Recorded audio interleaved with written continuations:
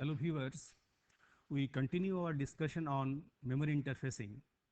In the last two lectures, we have discussed various types of main memory devices, and also we have discussed various types of incompatibilities that we encounter while interfacing memory devices to the CPU or the microprocessor. Today we shall introduce to you another very important concept, that is the uh, address space. As you know, a microprocessor generates an address either in multiplexed form. In case of 8085, it is generated in multiplexed form. As you know, with the help of the latch, you demultiplex it. This is your ALE,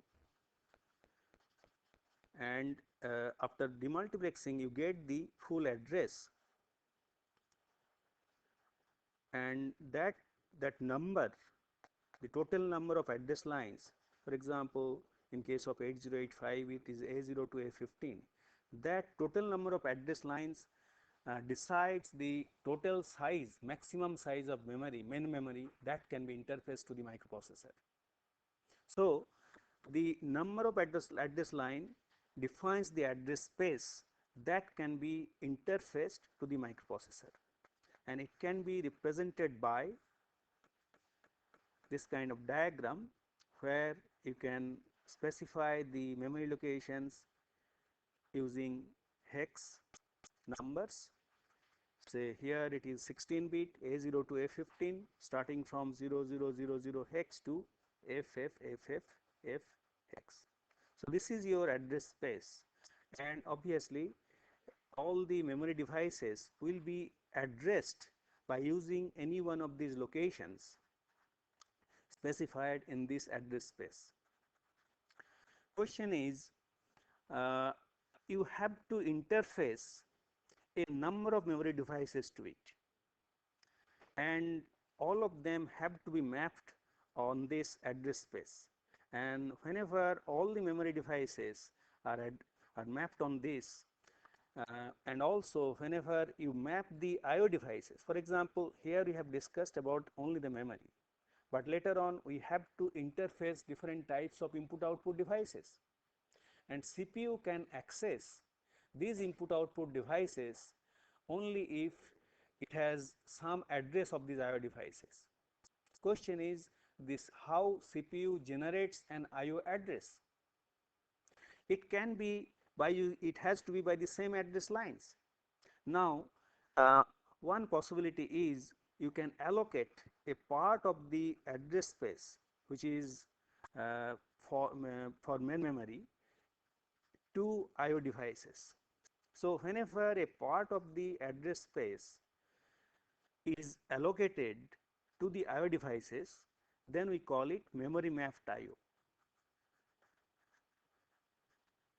This is your memory mapped IO.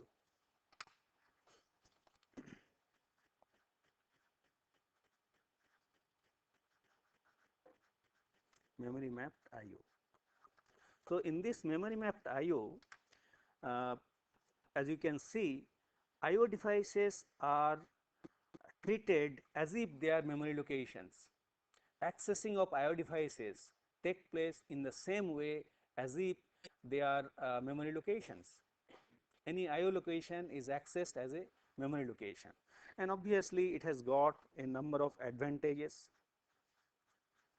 And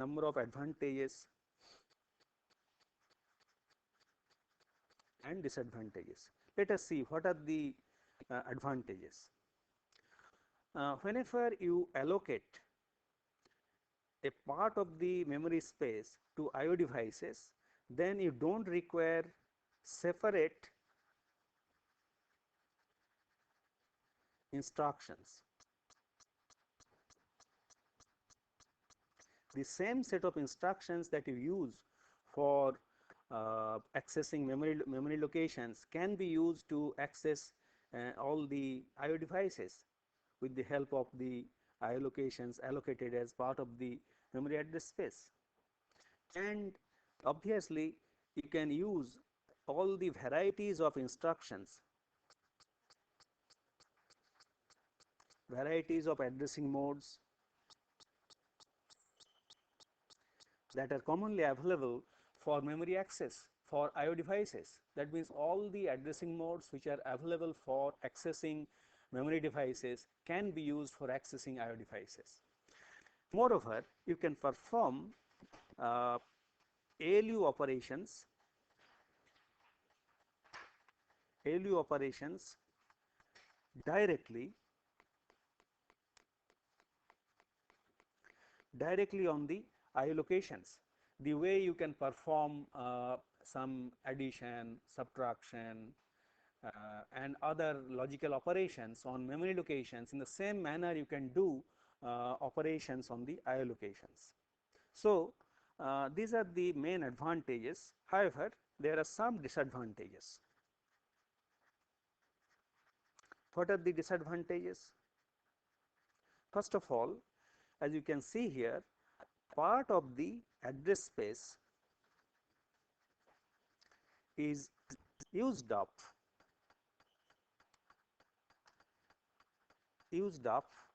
by IO devices. As a consequence, you don't get the full address space for memory devices. That means a part of the address space is eaten up for IO devices, and this part cannot be used for allocating memory devices. And as a consequence, the total address space available is reduced. So this is the main disadvantage of this memory mapped IO. Now, is there any other alternative? Yes, there are some microprocessors. For example, your 8085 is provided with a separate line known as IOM. So, whenever this type of separate line is available, signal line is available, which designates where the address which is available here is for IO locations or for memory locations. That means the address that is generated by the CPU can be either for IO devices or for memory devices. That means when this line is low, the address corresponds to memory locations. When this line is high, then this address corresponds to IO devices. So in such a case, you get exclusive address space for memory. For example, here total address space starting from 0000 hex to FF hex is available for memory devices, and you have a separate address space, completely separate address space for IO devices. You may have seen, you may have noticed that this address space is little shorter. The reason for that is usually the total number of IO locations to total number of IO devices is much smaller than the total size of the main memory. As a consequence, usually you do not require large IO address space. And with this objective, what is being done, the size of the IO address space is shorter. For example, in case of 8085, it is only 8-bit. So you can address by using only 8-bit address instead of 16-bit address. So you can access an IO device by using 8-bit address rather than 16-bit address that you require whenever you use memory mapped IO. So whenever you use memory mapped IO, obviously the IO devices are to be accessed by using 16-bit address. But here you have the facility of accessing by using only 8-bit address. So in such a case, how these 16 address lines are used? What is done? A0 to 7 is duplicated on A8 to 15. That means same values are available on these two lines. That means A0 is same as A8, A1 is same as A9, and A7 is same as A15. So you can use either A0 to 7 or A8 to 15 for accessing IO devices. Obviously, it has some advantages and disadvantages. Let us look at the advantages. What are the advantages? First of all, you get larger address space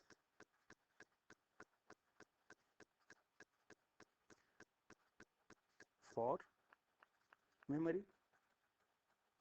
For example, full 64K address space is available for memory devices.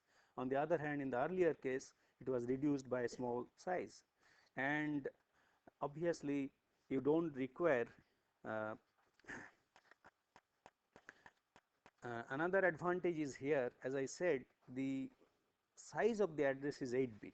So you can use shorter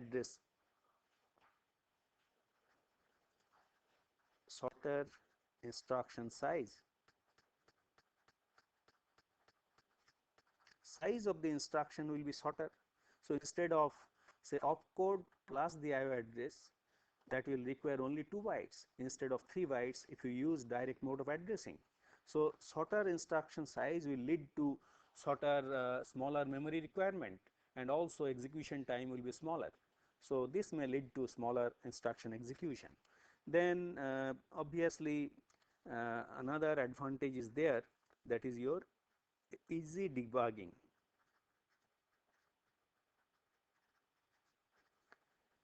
You are accessing memory locations, you are accessing IO devices. Obviously, if it is memory mapped IO, then it is very difficult to distinguish between a IO access and a memory access, because address is same and you are using the same set of instructions for accessing IO locations and memory locations. So you cannot really distinguish between the two by looking at the instruction. On the other hand, in this case, the instructions for IO devices will be exclusively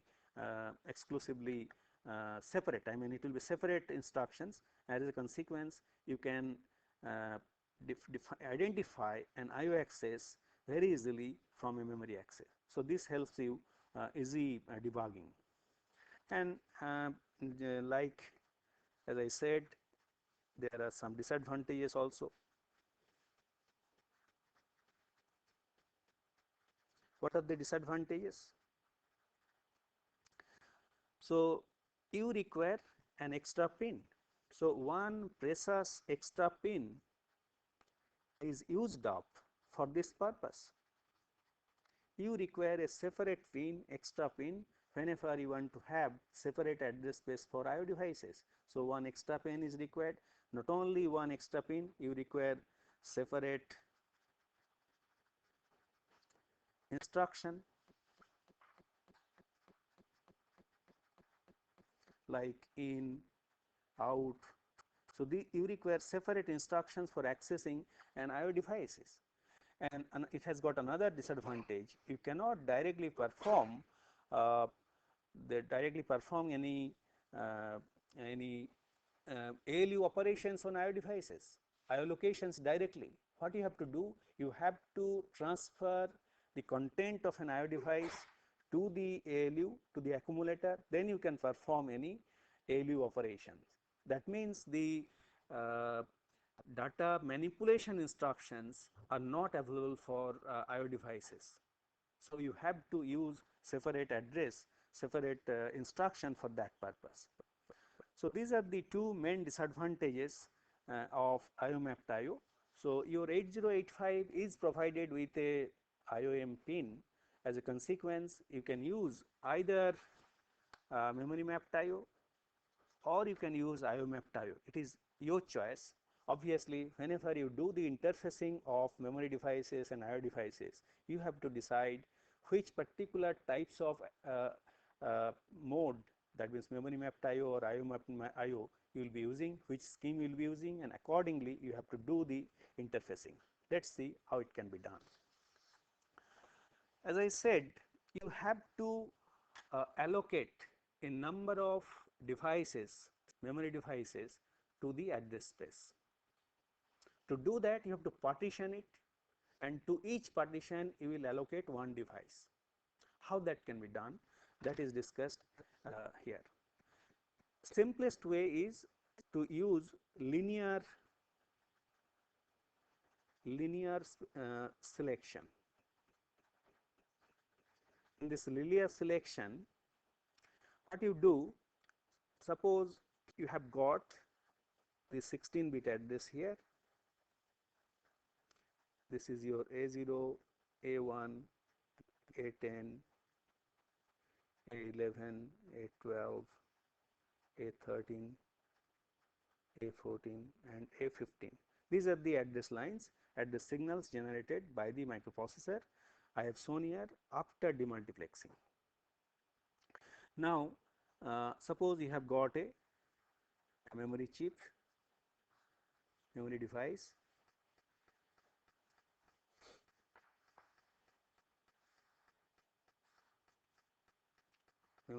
ROM here. So this is your ROM 0. Let's assume we have to interface 4 devices, ROM 1, RAM 0, 2 ROM and 2 RAM. 4 devices are required, and let's assume each of them are of 2K by 8. 2K by 8. So obviously you will require A0 to A10 11 address line to access any locations within the chip. That means A0 to A10, these lines will be required to select any location within the chip, within the memory chip. So this will go parallel to all the memory devices.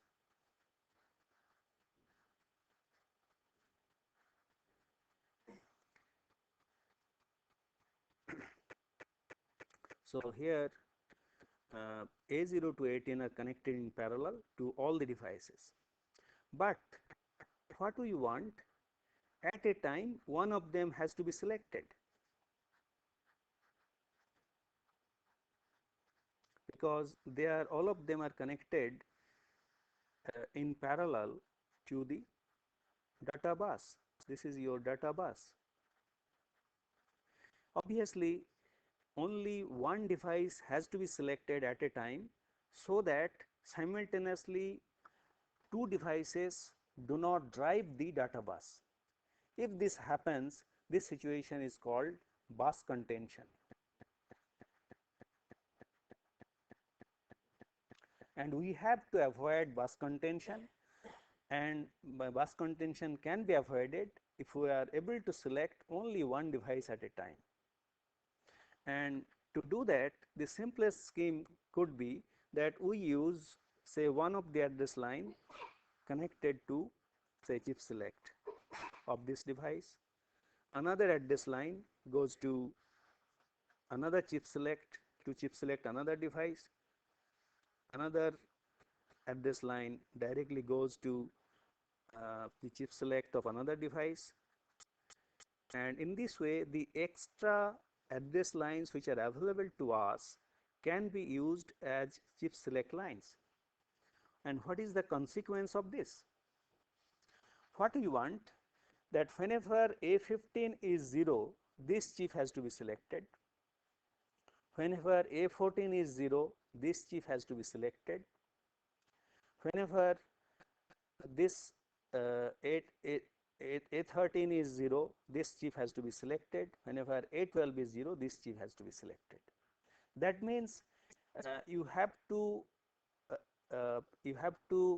enforce that these lines are not 0 simultaneously. If more than one line are 0 simultaneously, then 2 devices will be selected, and that will lead to again bus contention. So whenever this is 0, these lines must be 1. That means whenever you allocate A15 to select this chip, essentially you half of the address space starting from 0000 to, say, 7FFFF H is used up, and this particular device is allocated 7800 to 7FFF. This is your RAM 1, and this address space is not available, is wasted. half of the address space is wasted whenever you do this. Now, whenever you allocate A14 to select this chip, again half of the remaining address space is used up, and only this much is available, say B800F to BFFF, B800 to BFFF. This part is available for RAM 1, RAM 0. On the other hand, this part is again wasted. In a similar manner, you will be able to allocate out of the remaining half, this will go to ROM 1 starting with address D800 to DFFF, and finally out of this part will be unused, will remain unused, and ROM 0 will get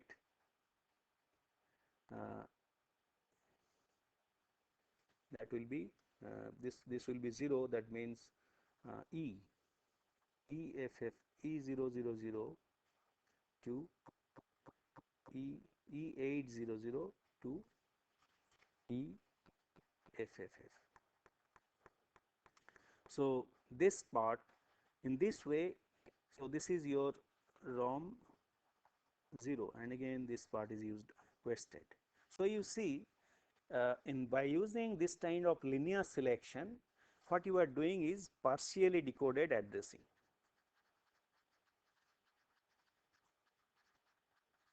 And whenever you use this partially decoded addressing without any extra hardware, by using the address line, then you see that lot of address space is used up or remains unused, and there is possibility of bus contention. So to avoid these problems, to avoid this possibility of bus contention, to avoid the wastage of the memory space, we have to go for fully decoded addressing. Obviously, whenever we go for fully decoded addressing, we will require additional hardware. How it can be done? Let us try to understand. Suppose and this fully decoded addressing can be done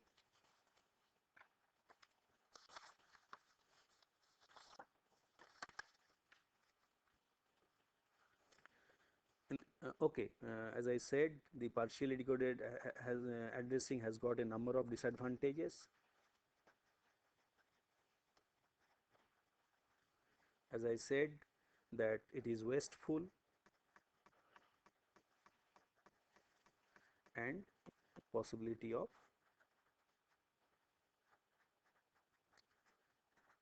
bus contention.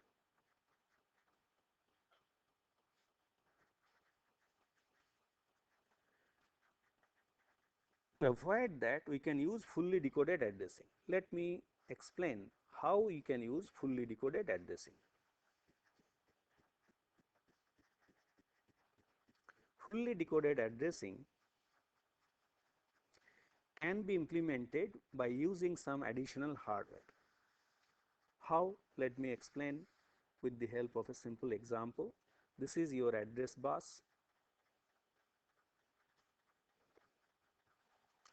and let's assume we are interfacing 4 chips, memory devices, RAM and ROM combined, and to the CPU.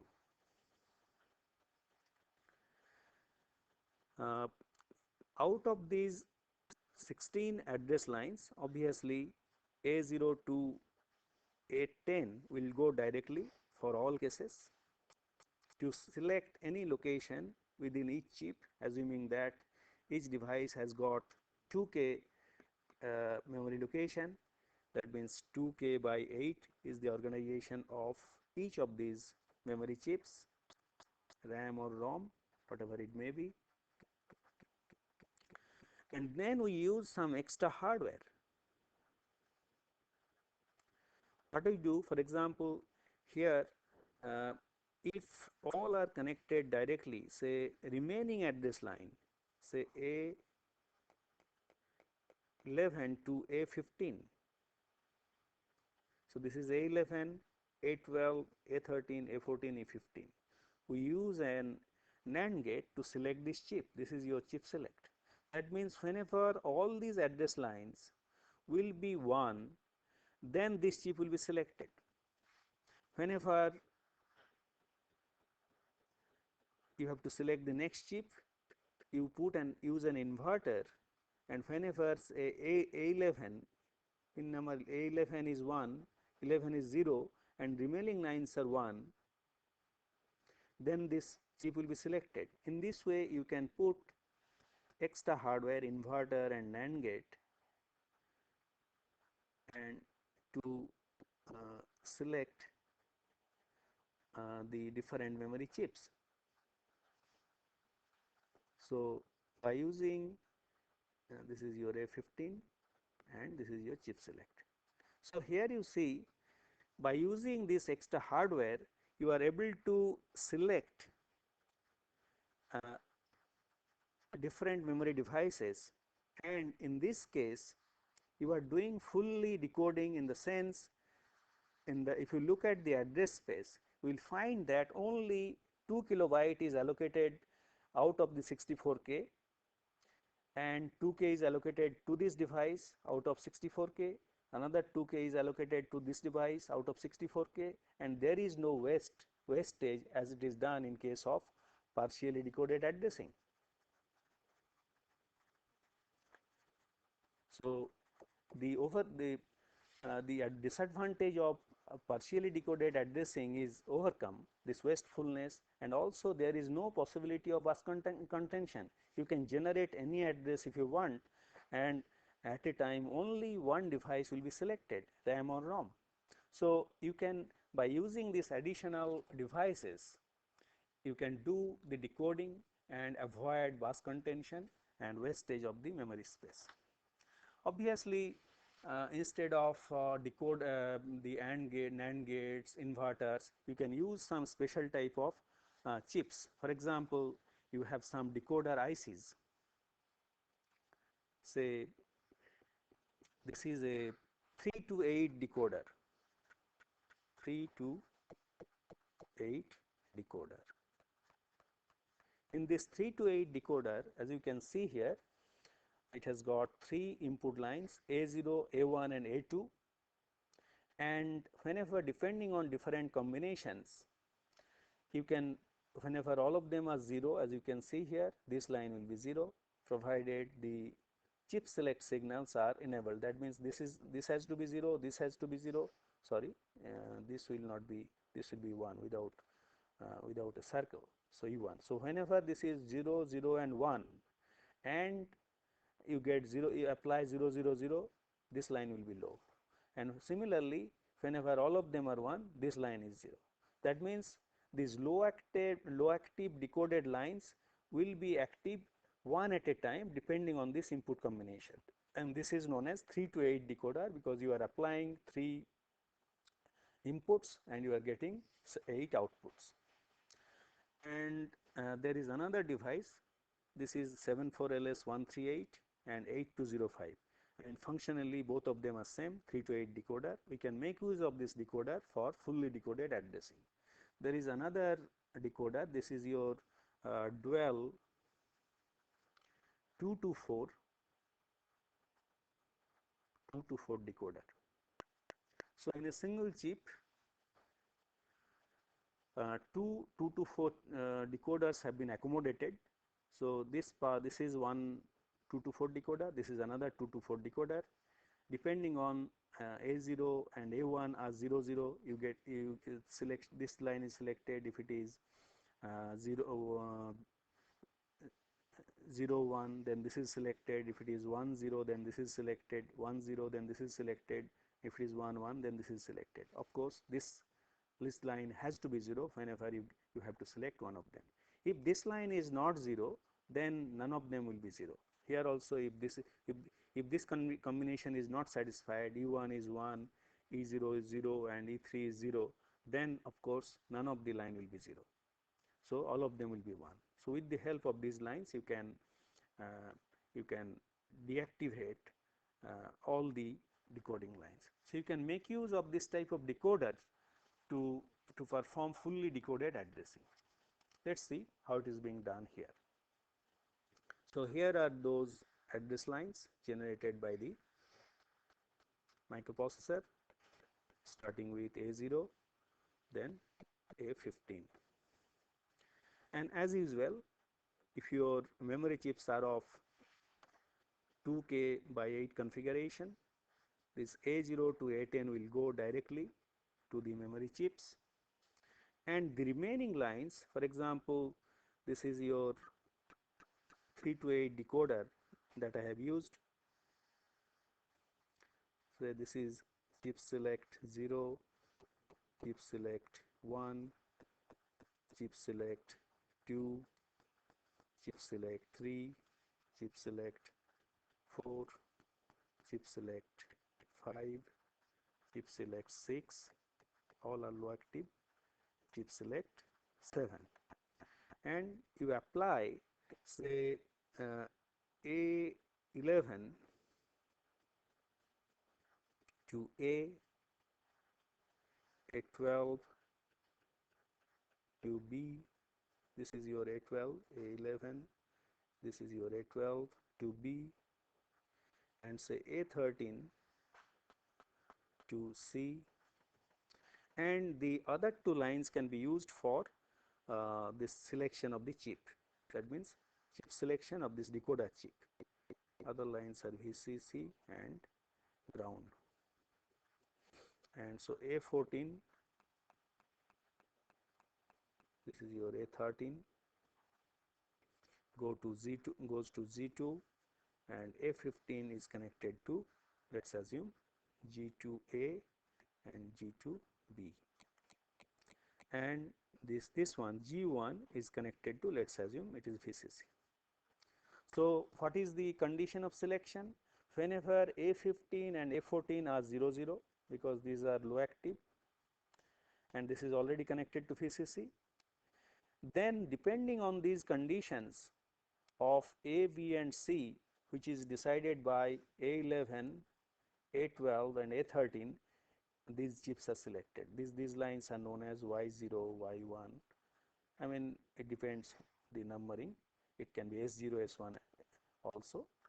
And what will be the partitioning on the memory map? Let's see what happens on the memory map. So this is your total address space, starting from 0000 hex to FFFF hex. So if a device is connected, this is, suppose you connect a ROM chip to this. This is the, say, ROM 0. What will be the address space allocated to it? Obviously, you will be using A0 to A0 to 10 directly, and other lines which are not shown here. Then you will find that you will be allocating only 00002 A0 to A10. That means it will be 03FF. And next device, if this is used as chip select, next 2K will be allocated to another device. In this way, you can connect 8 memory chips. This will go to chip select, 8 memory chips, and the total address space that you will require, it will be sorry, A0 to A10. That means 11 lines. A0, this will be coming up to A0, A1, A2, A3, F, A4, A5, A6, A7, F, A8, A9, A9, A8, A9, A10. That will be your 1117. That means 0707FF. Sorry, I gave a wrong number. it will be 07FFH for the first device, and in this way it will go up to 3FFF for the 8 devices. Now the remaining part is available for future expansion.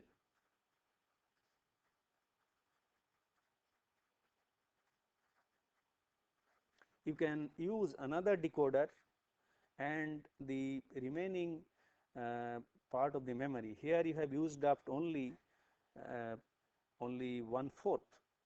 So remaining 3/4 can be used for allocating another 8 into 2, 24 devices. So you can see with the fully decoded addressing, the entire address space can be covered by using memory devices. Let me take up an example. For example, here we have considered uh, all the all the requirements that has to be satisfied for interfacing memory devices. That means the extra devices that is required to bridge the bus incompatibility, decoding, all are there. So here you see we have used a latch to demultiplex the address bus here 74LS373. This is the latch. With the help of this ALE we are generating. So D0 to AD0 to D7 goes here and you get the full address A0 to A7, and this is your A0 to A10 directly goes to all these devices, and this is the decoder chip which generates the chip select signals.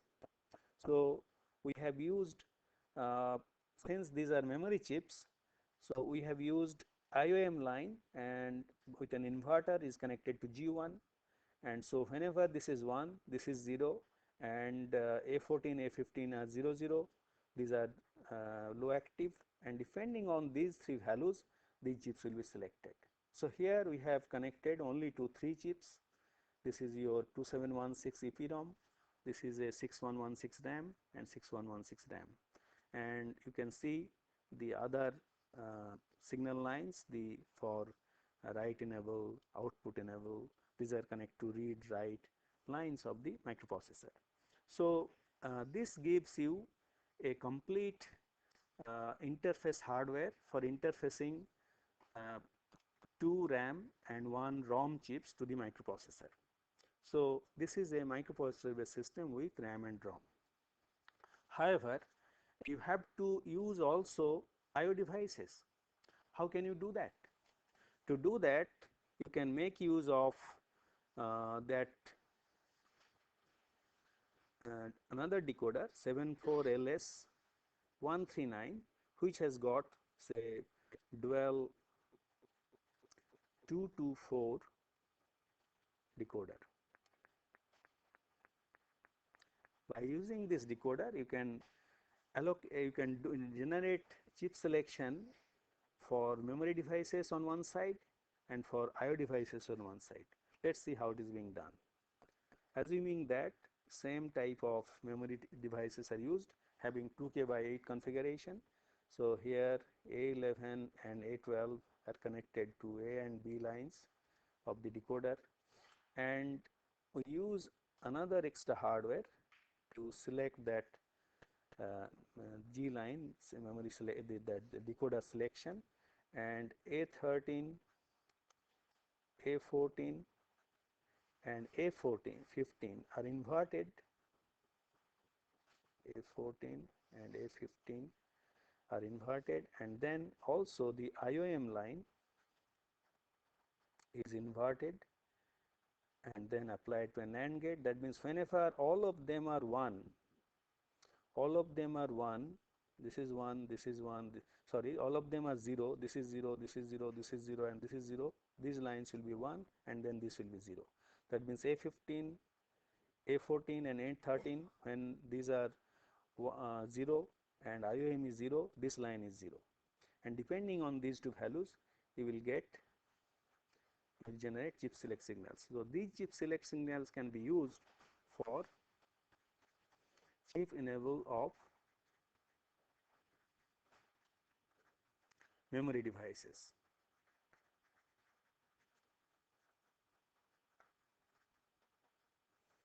On the other hand, you can use the other half,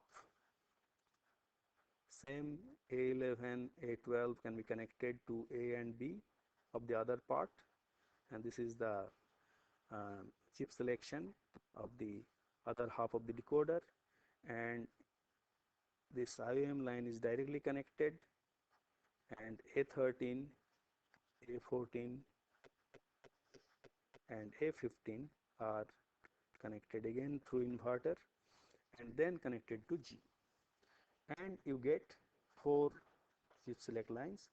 And obviously in this case, this line will be low only when this IOM line is 1.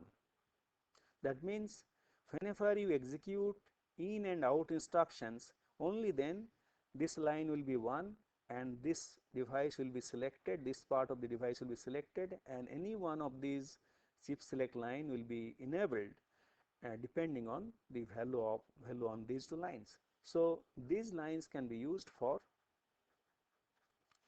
chip selection of IO devices. So here I have shown how you can use some discrete gates and a decoder chip to generate chip enabled signals for memory devices and IO devices. It is also possible to do multi-level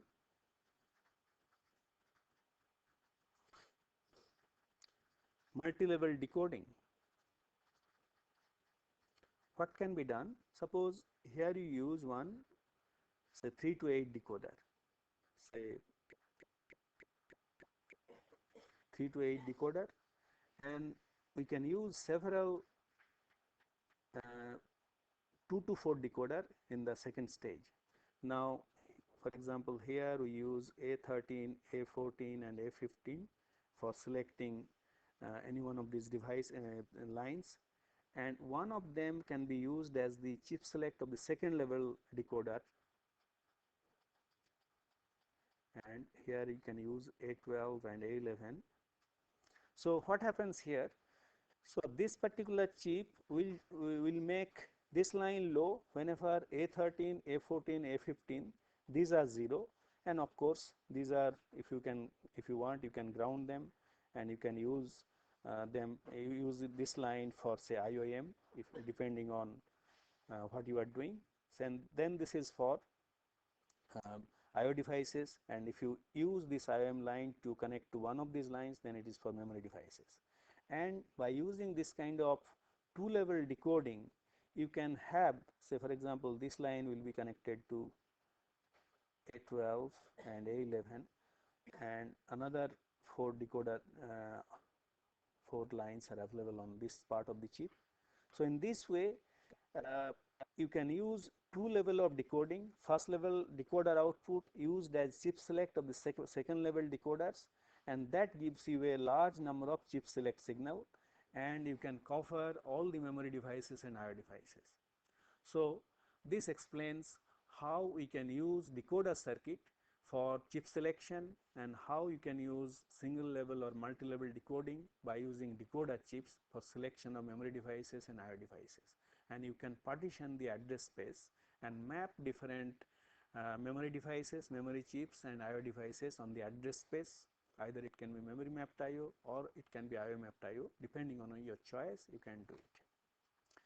Obviously, our discussion will not be complete if we don't discuss the interfacing of dynamic RAM. Although in embedded systems where the memory is usually static RAM, we normally do not use dynamic RAM in embedded systems because the memory requirement is not very large. However, in general purpose computers, PCs, we use dynamic RAM. So in such a case, you have to use an extra hardware so that the dynamic RAM can be interfaced. Let's see how it can be done. So this is the circuit diagram for dynamic RAM interfacing. Here you have used one extra hardware. This is your DRAM controller.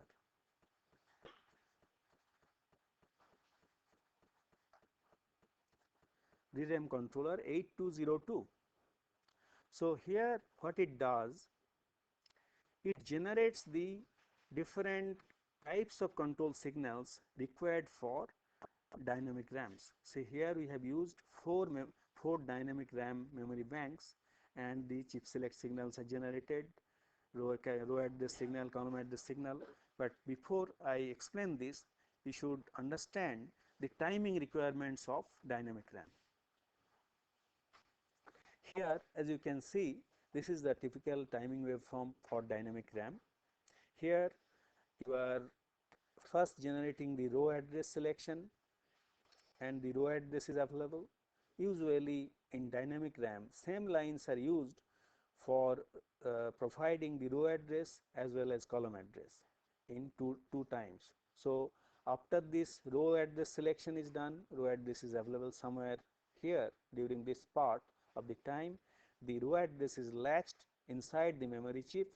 Then whenever the column address selection signal comes, the column address is also latched inside the memory chip, and since this is a read cycle, write enable is high, and after some time, after the row address and column address is available, you get the valid data on the data output line, and this data can be transferred to the microprocessor or CPU. On the other hand, as I explained to you earlier, whenever a particular element of a dynamic RAM is accessed, then all the elements of that row are refreshed. There is no need to refresh each and every memory cell one after the other. So if you are organizing the memory in 2 dimension, and suppose you have got say 1K or 10K elements in a particular row, all the elements will be refreshed if a particular element of that row is read or accessed. And that's why whenever you do refreshing, essentially you generate a row address, and whenever this row address is generated, then all the elements of that row will get refreshed, and obviously whenever you are doing refreshing, you don't read data from the output Dout line, so it is hijacked. These signals are generated, that row address, column address are generated by this particular DRAM controller. As you can see, here it receives the address signals A0, A0 to A13, A0 to A6, and so here it receives in non-multiplexed form.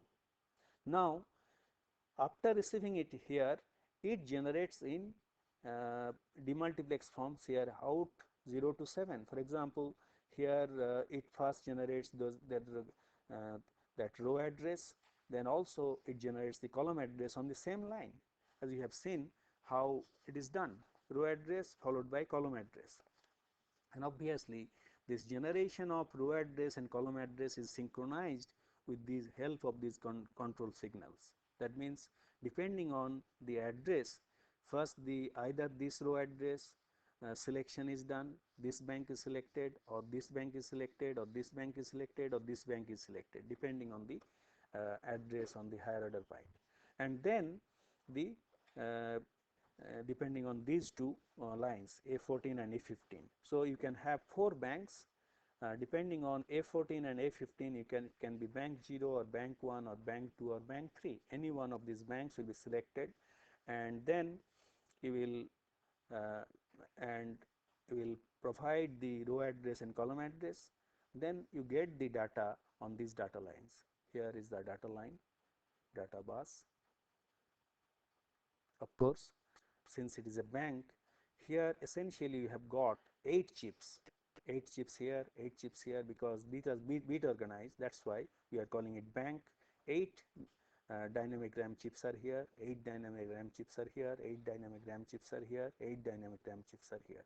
So this side is connected to the microprocessor, the CPU, and this side goes to the dynamic RAM, and the this DRAM controller performs the necessary generation of necessary control signals for dynamic RAM reading and writing. Not only that, Inside this chip, it has got a refresh counter. With the help of this refresh counter, it will do refreshing of these devices at regular interval. Usually, the time requirement is about uh, I think about once in 2 microsecond. So, to 2 millisecond.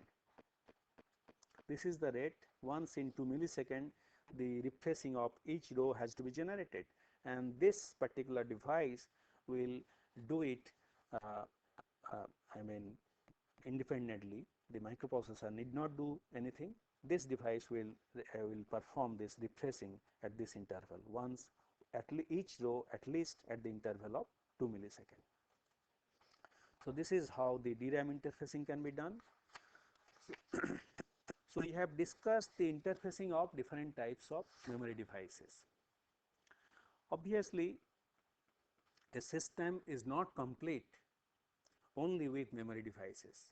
You have to interface I/O devices, and I/O devices is interfacing of I/O devices is more difficult because I/O devices are based on variety of technologies.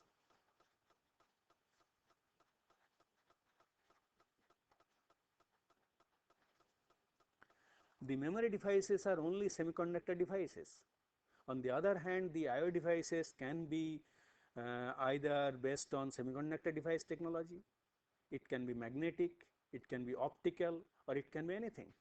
So the I/O devices are based on different technologies, and there is wide range of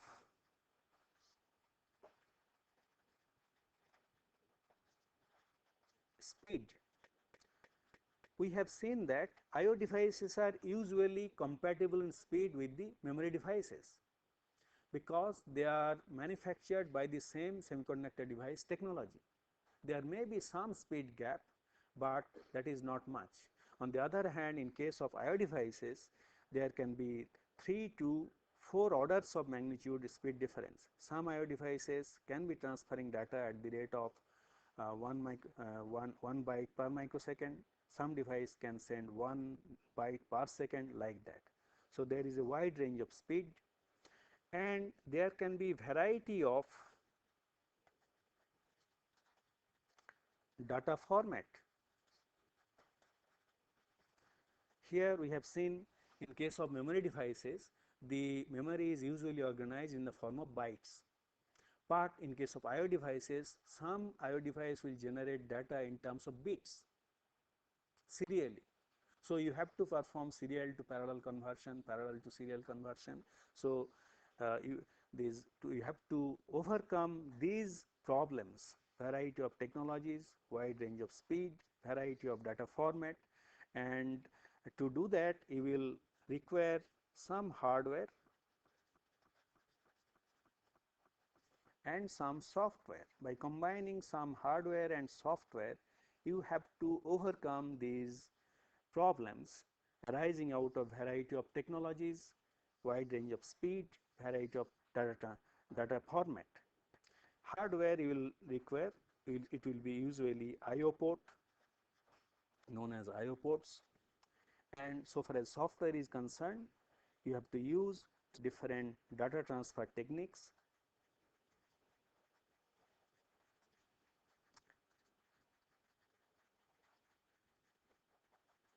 And in the next couple of lectures, we shall discuss how, by combining, how you can use different data transfer techniques to resolve these problems, and using the input output ports. So in the next lecture we shall discuss data transfer techniques. Thank you.